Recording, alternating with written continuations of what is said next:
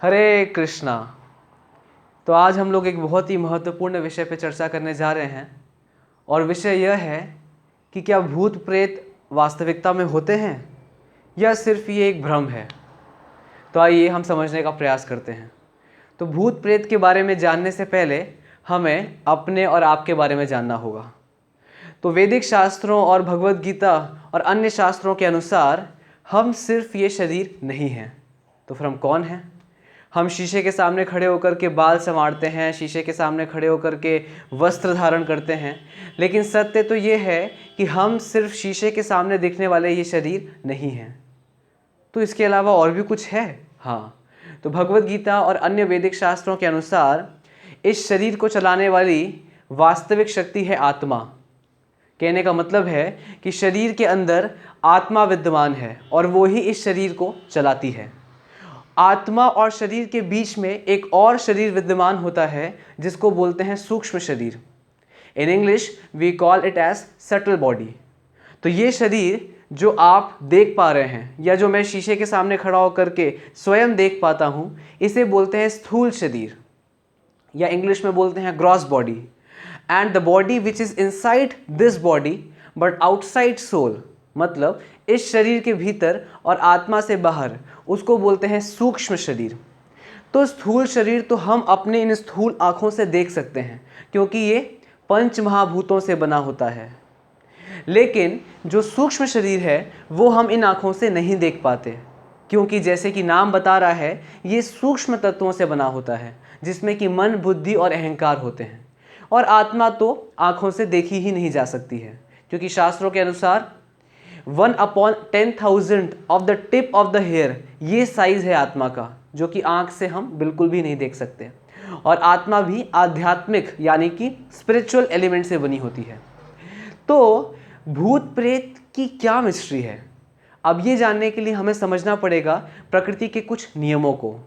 तो देखिए, मेरे और आपके सबके जीवन की अवधि पहले से ही निर्धारित की जा चुकी होती है प्रकृति के द्वारा, लेकिन जब हम इस पूर्व निर्धारित अवधि को बीच में ही तोड़ने का प्रयास करते हैं तब समस्या उत्पन्न होती है।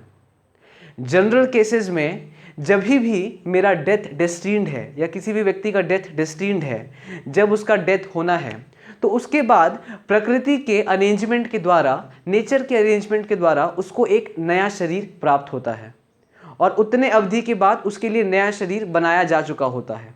लेकिन अगर कोई अपने जीवन की पूर्व निर्धारित अवधि से पहले ही अपने प्राण त्याग दे, जो कि किस रूप में करते हैं लोग? सुसाइड के रूप में, which is completely an unnatural death, जो कि अप्राकृतिक मृत्यु है।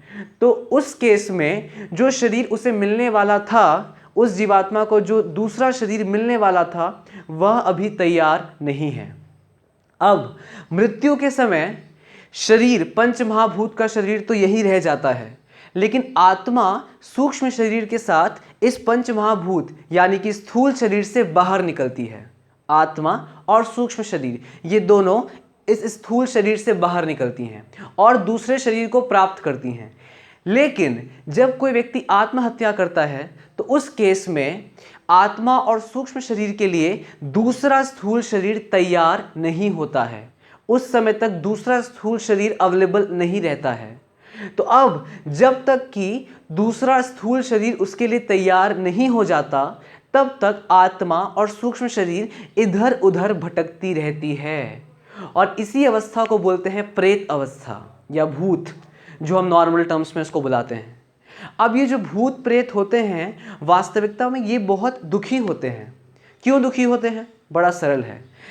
आत्मा और सूक्ष्म शरीर तो है और सूक्ष्म शरीर के अंदर इच्छा करने की वृत्ति भी है। सूक्ष्म शरीर और subtle body has the capacity to desire, to think, to feel, to will, but the subtle body does not has the gross body to fulfil that desire. कहने का मतलब है कि उसके पास स्थूल शरीर नहीं है जिससे वो अपनी इच्छाओं को पूरी कर पाए। इसीलिए ये बड़ी ही दुख की अवस्था होती है। और कभी कभी हम देखते हैं कि कुछ भूत प्रेत अपनी इन्हीं अतिरिक्त इच्छाओं को पूरा करने के लिए दूसरे शरीर में प्रवेश कर जाते हैं, जिसको कि इंग्लिश में बोलते हैं पोजेशन, जिससे लोग बहुत डरते हैं। तो अगर हम ये अच्छे से समझ पा रहे हैं तब हम जान पाएंगे कि एग्जैक्टली होता क्या है पोजीशन के समय में। तो इससे हम समझ पा रहे हैं कि इन सारी चीज़ों का जड़ है आत्महत्या। अगर वो व्यक्ति आत्महत्या नहीं करता तो उसकी नेचुरल डेथ होती और जीवात्मा के लिए दूसरा शरीर तैयार रहता उसके पूर्व जन्म के कर्मों के अनुसार। लेकिन आत्महत्या करने की वजह से शरीर नहीं तैयार था और इसलिए जीवात्मा को सूक्ष्म शरीर के साथ प्रेत योनि में भटकना पड़ता है। इसीलिए वैदिक शास्त्र हमें समझाते हैं कि आत्महत्या एक बहुत बड़ा पाप है। इससे ना तो जीवात्मा को परेशानी होगी बल्कि और लोगों को भी समाज में परेशानी होगी जब ये जीवात्मा प्रेत योनि में इधर उधर भटकेगा।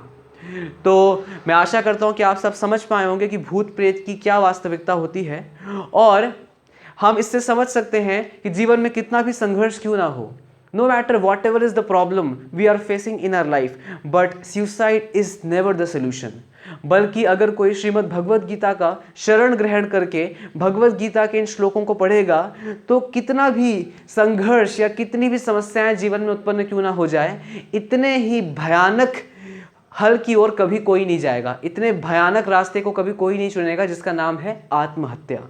तो मैं आशा करता हूँ कि आपको इस वीडियो में समझ में आया होगा अच्छे से कि भूत प्रेत की क्या वास्तविकता है। हमारे साथ बने रहिए इसी तरह के बहुत सारे इंपॉर्टेंट टॉपिक्स के बारे में जानने के लिए and please like and subscribe our channel. Thank you very much. Hare Krishna.